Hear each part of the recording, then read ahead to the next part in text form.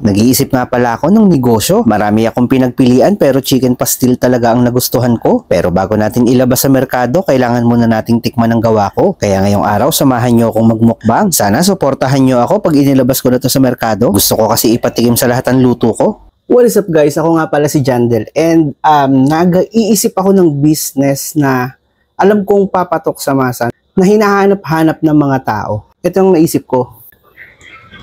Ayan, chicken pastil yan. So yung bote, gumamit muna ako ng available na nandito sa bahay. So ito yung available na bote. So nilagay ko lang muna para naman presentable kahit papano. Ayan, so nakahagawa tayo ng dalawa.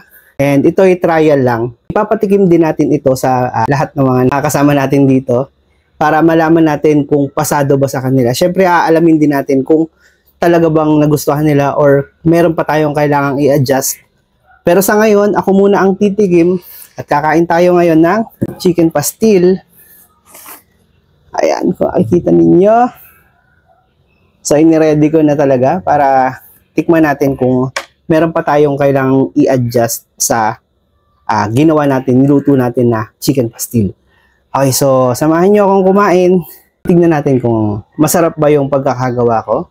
So, alam ko marami nang nagtitinda nito ngayon. And alam ko maraming mahilig sa pastil. Kaya ito ang naisipan kong gawin and titikman natin kung masarap ba ang pagkakaluto ko. Let's go! So, kain tayo. First bite muna natin. First bite. So, nilakihan ko talaga yung serving ha. Kasi talagang syempre kakain tayo tanghalian eh. Ang oras na 12:39 na and kailangan na natin magtanghalian. Kain na tayo. First bite.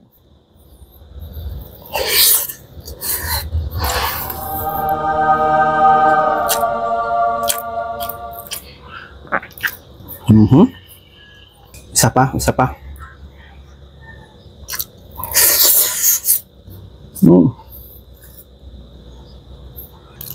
Okay guys, hindi ako nagbubuhat ng sarili kong luto, pero guys, para sa akin perfect na to. So hindi ko na pinakita yung procedure kasi may ginawa akong special na magpapasarap talaga dito sa niluluto natin pastil. Pagkatapos na dito, ipapatikim naman natin sa kanila. Pero sa ngayon, enjoyin ko muna itong pastil ko. Samahan niyo ako.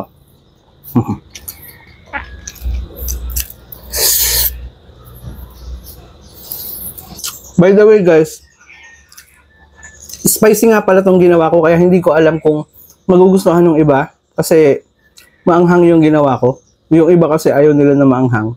So ipapatikim natin to sa mga may gusto lang sa maanghang ano.